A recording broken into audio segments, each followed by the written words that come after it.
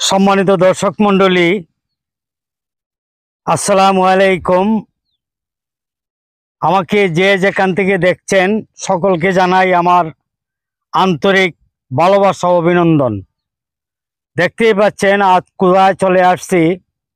আমাদের বিশ্বের বৃহত্তম গ্রাম বানিয়াচং ঐতিহ্যবাহী একটি গ্রাম। সারা বিশ্বে এত বড় গ্রাম আর নেই বললেই চলে। এজন্যই আমাদের গ্রামটা বিশ্বের বৃহত্তম গ্রাম বানিয়াচং। ধান, নদী, ফসল এই তিনে আমাদের বানিয়াচং সচল। সম্মানিত দর্শক মণ্ডলী, আপনারা দেখতেই পাচ্ছেন এই যে আমাদের বানিয়াচং অগ্রহায়ণ মাসের যে ধান কাটার মৌসুম অল্প কিছুদিনের মধ্যেই আবার শুরু হতে যাচ্ছে।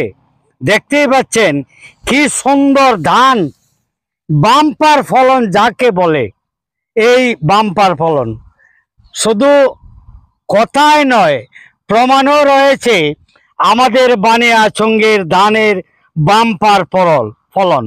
এই যে দেখতে পাচ্ছেন বিশাল হাওর জুড়ে রয়েছে প্রচুর অগ্রহায়ণ মাসের, যেটা অগ্রহায়ণের ধান বলে। এই ধানগুলি আপনাদের মধ্যে পর্যায়ক্রমে আমরা তুলে ধরার জন্য চেষ্টা করছি।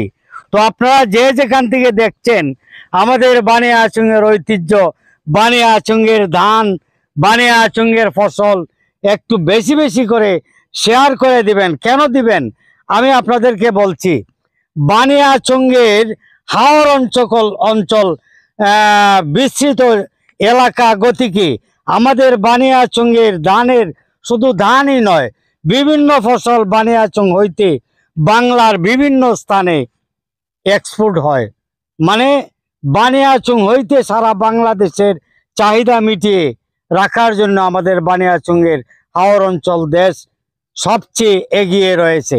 তাই আমাদের বানিয়াচংয়ের কৃষক ভাইদের জন্য হইলো আপনাদের কাছ থেকে একটি শেয়ার এবং লাইক কমেন্ট আপনারা করবেন আমাদেরকে উৎসাহ দেওয়ার জন্য, পর্যায়ক্রমে যাতে আমাদের বানিয়াচংয়ের কৃষক ভাইদের অবদান তুলে ধরতে পারি। সবাই ভালো থাকুন, সুস্থ থাকুন।